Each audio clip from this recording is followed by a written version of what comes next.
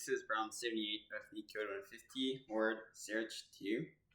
So we're going to be given a 2-day grid with characters on the boards, and we're also going to be given a list of strings, and we have to return all the words that are present in the grid.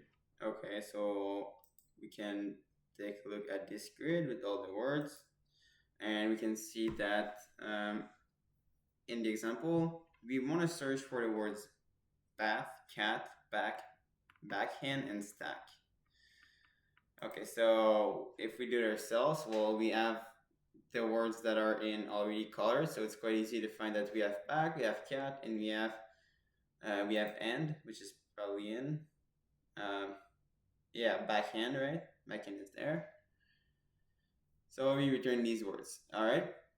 So for this problem, I will show you the solution. I will explain it. Although I will assume that you have some knowledge about trial, which are prefix trees, and also how to use depth first search and backtracking. Okay, so these are the big three algorithm and data structures we're gonna use. So let's go ahead and start the problem. So first of all, I will create the trinode class.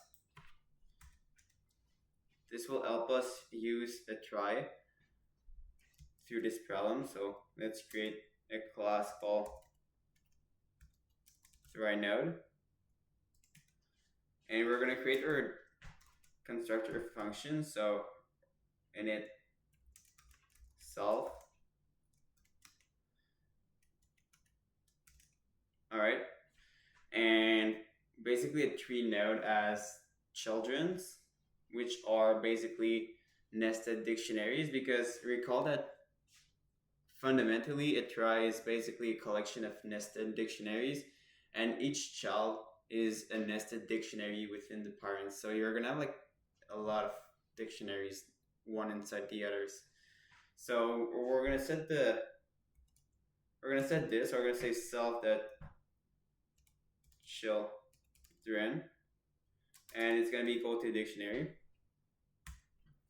And since you probably know how a trinode works, well, you know that we have to specify somehow that a word is ending.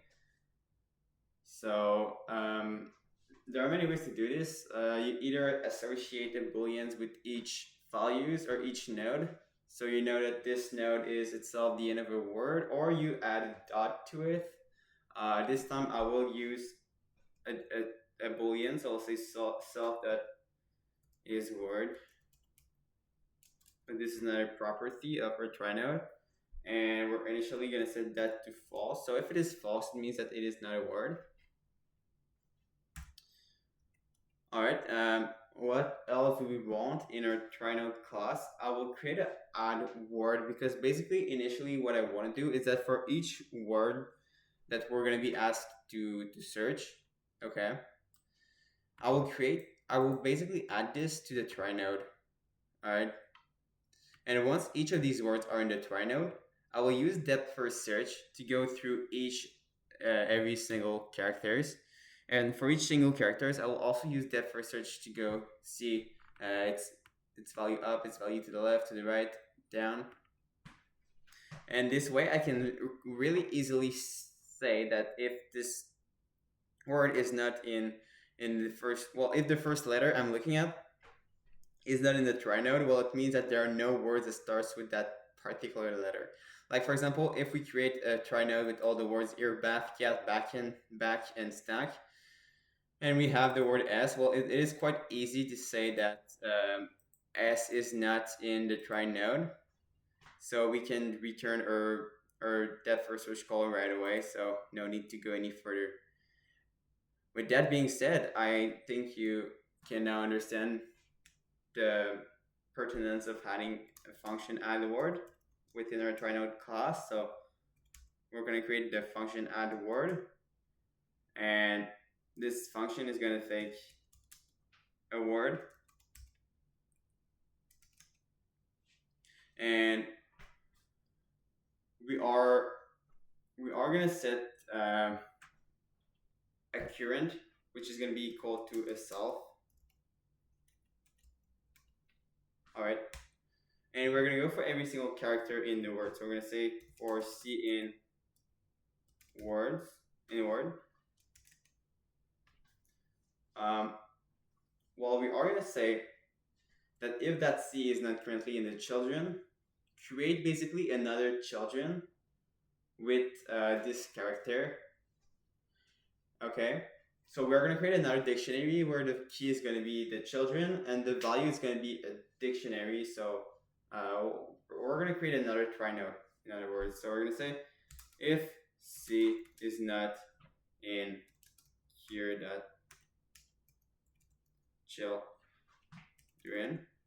Okay, so if C is not in here that children, well, we are going to be willing to create a dictionary. So we're going to set here that children, and we're passing C as the key of that dictionary, and you want that to be equal to another try node. All right, and basically after each words, we want to move our pointer to the next children, because remember that a try node is itself a collection of dictionaries. So in our first round of the for loop, we're going to go for like the surface level of the dictionaries. And if we find this word, well, we want to go one layer deeper inside this particular branch of the try. So we're going to do this by setting the cure to its children. So cure dot is children, but we want that specific children where the character we're looking at is in. Okay. And at the end, we have to, once the for loop is done, it means that the word is over. So at this particular children, we want to set this, we want to set the is word to true. Okay, so this is how we add a word. And now let's jump into the actual solution. So first of all, I will create a root, and I will set that root equal to try node. So let me do root equal try node. Okay, cool. But then what do we want to do? So once we have a root, we're going to go for every single word in the list words that we're given. So we're going to say for word in words. We're going to say root dot add word. So we're calling the function we created earlier. And you want to pass that particular word, okay? And with that being said, we now have a beautiful try with all the words in it. So we can now start working on our depth first search function.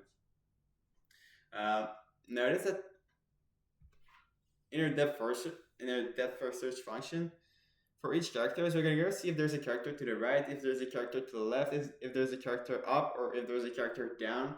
But it is possible that if we are at the place where there is a S or on the left side, well, there is no character to the left. So you can see that we're going to have pointers, right? We're going to have pointers that will point, that will tell us if we're in bounds. And we are going to make sure that these pointers are always in bound. If they're not in bound, we're going to stop the depth first search function. So to know if a value is out of bound to the left, right, the negative values, it is quite easy. We can simply say is that pointer less than 0. But to know if a pointer is now like too big, out of bound in the positive directions, well, we want to make sure that we have a certain value to compare to, and this certain value is going to be equal to the length of the board. So for the number of rows, so let's call this rows, and we also have calls. And for the rows, basically, it's going to be equal to the length of the board, right? Because we are given a board in our function, and the length of this board is going to be the number of rows that we have, and the length of a column, well, it's basically going to be equal um, to the length of uh, one particular uh, row of a board. So we're going to say length of a board, but we can take whatever index. So let's just take the first index, and this is going to give us the length of a single column. All right. So now there's one thing I can think of right now. So if on every single value we're calling a recursive call to go up, down, bottom, and well, up, down, right, left. Well, let's say that we start at A, and now we go at C. Well, we will go at K. We will go at A, but eventually we'll go at A. So again, so we're technically gonna get like an infinite loop, right?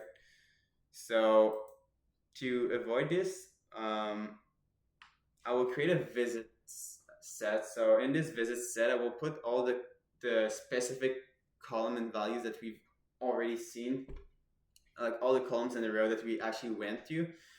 And we're also going to create a result set because we have to render a list of all the words that are in. So I think it is quite a good time to create this. So we're going to create res, which is going to hold all the words that we found. And we're gonna have also our visit set. So both are gonna be set. All right. And now we can actually create our depth first search function. So let's call this DFS, depth DFS. Okay. And before we care about what we are gonna put in our depth first search function, well, we wanna go through every single case, right? So we want to start at A. Now we want to give a chance also at B. We want to also give a chance at this. Like, what if we start a word with C? What if we start a word with this character?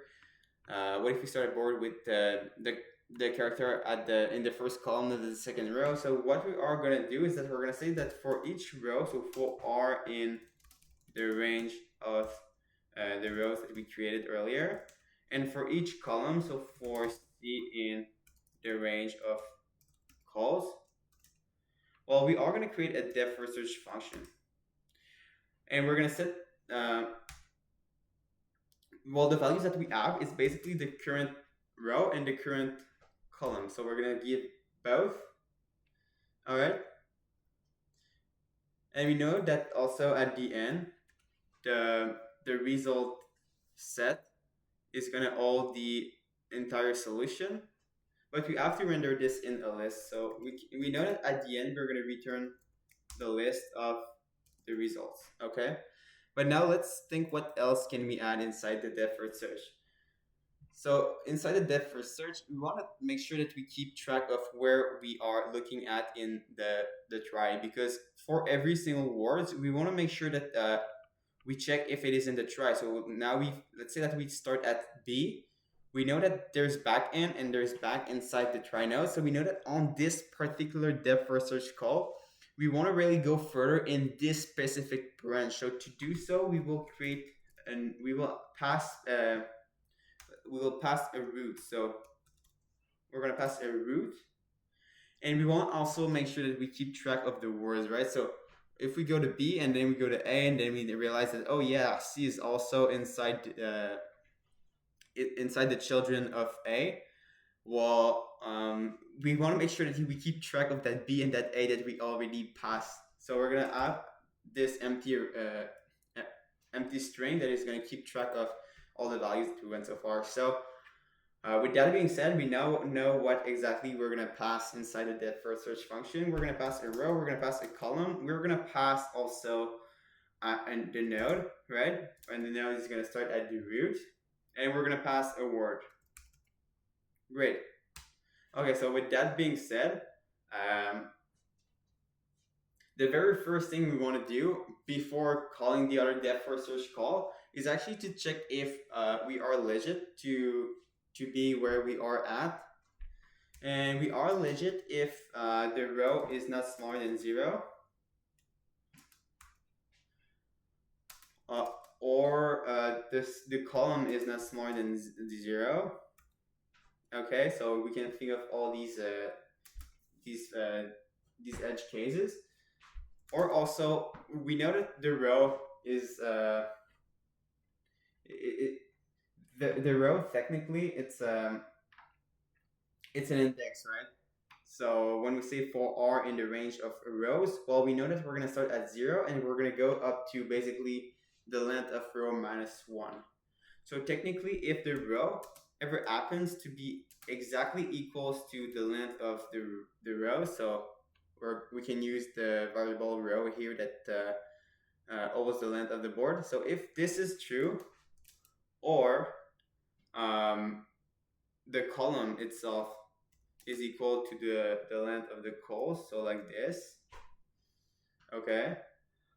Now, what if actually we went through this exact same value at this exact same row, exact same column before, okay? We can potentially go inside an infinite loop. So we want to make sure that we add this value here also. So we're going to say basically if um, the tuple R and C are in visit. So if this is true, this is a position we don't want to go in again. So we are going to return. And let me just push this a little bit to the left so we can see our full code. All right, so what else can we think of? So what if basically, let's say that we have in our try node the word back, we find B A. Now we think that we're on a row. We have all the values so far. But what if we find like a W after this? We want to return as well, and we're gonna return that if basically the value of that board at this row and this column. So we're gonna say board um, at this row and this column is not in. So not in is not in the children's of the node that we are in. So when we are inside a branch, right? So initially we start with the branch whose first letter is B. Then we go one level further. We go C at A, and now we know that the children of A shall theoretically be C. But what if the value is not the value of the children? So we're gonna say not in node.children. That's gonna be good enough. Well, these are all the cases I can think of right now. Well, once I'll submit it, I'll know if I forgot one of them. But these are all these edge cases where we want to return our backtracking call, okay? Okay, with that being said, I think that we can jump into the rest of the algorithm. So first of all, we want to update our visit set. So we put the current place we are at in. So we're going to say that visit, and we are going to add to this set basically the tuple row column we currently are in. So now we know that we keep track of where we went, so we don't go on the same trace again and again and again. And after this, what do we want to do? Well, we want to update the node because on each recursive call, if the value that we have passes these tests, so is not returning, it means that we have exactly the same value that we have in our try node. So we are legit to keep going. So to keep going, we need to go one level further. So we are going to set our node to basically the children. So we're going to say node the children. Can't write. But we don't want any children. We want the children of that specific character at that porous position. So we're going to set that children's at the key of the board at this row and this column. Okay. Now, what else do we want to do? Well, we know that we want to make sure that we keep track of all the letters that we saw so far. And the letters we saw so far is actually passed in the depth first search function as word. So to add this word, we're going to say word plus the character at this position on the board. Okay, so this is how we're going to add a new character to the word that we're currently looking at. And once we add this word, before we call the recursive functions, we want to check if we are at the end of a word. So we're going to check if node dot is word. So if it is true, it means that we have ended the word. We found it. So we found that word we were looking for. So what we're gonna do is that we're gonna add to the result that word. Okay, cool. And with that being said, we can now call our depth first search call. So we're gonna send a call to the right, to the left, up and down.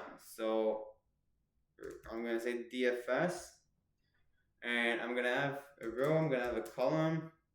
I'm gonna have the same node, and I'm gonna have the word. So these doesn't change. Um, I will actually call these 4 times. So boom, boom, whoop. Excuse me for that.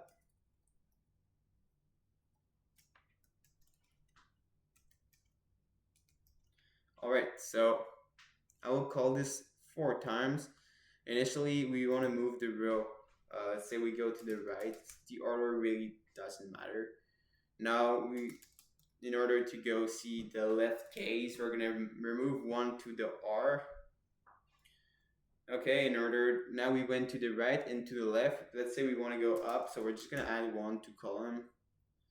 And if we want to go down, we're gonna remove 1 to column, and that's it. So now once we did our recursive calls on every single position, right, left, up, down, uh, well, we're gonna remove that position because on each recursive calls, we go see every other values. And now once we have a return statements, well, we're gonna climb back a state before that call. So in order not to have some ghost place we never visited, we have to remove from the visit basically the tuple R and C. Up R and C. Okay.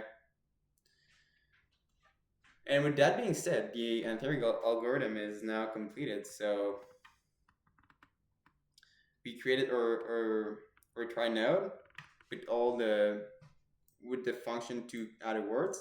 And now for all the words that we are given, and we're gonna have to check if they are in the board, we add them to our try node.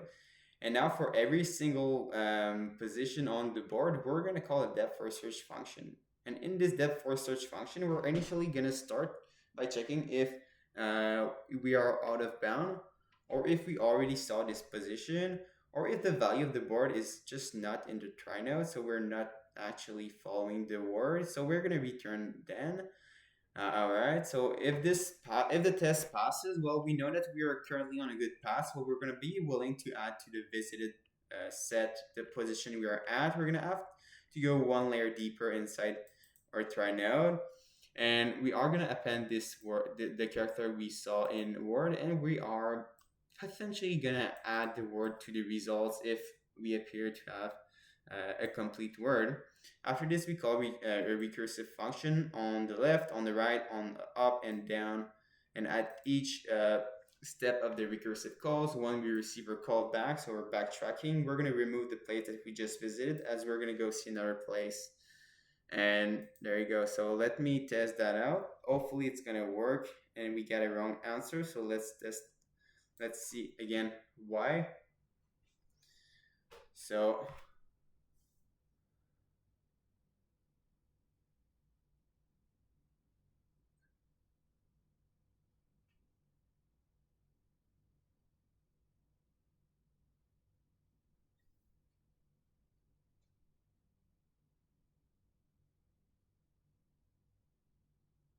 So the error here is that I'm simply saying word plus word, but in Python you have to say plus equal if you want to keep the previous value. So let's test this out again. And there you go, it works. Awesome. So hopefully you learned from this video. If you had no knowledge prior to that about Trinode, well, probably look quite difficult to understand. I really suggest you to go see what a trinode looks like fundamentally. Understanding that it is a collection of nested dictionaries is quite the most efficient way to understand how it works and be good at solving problems by your own. With that being said, I hope you enjoyed the video and I hope to see you in the next one.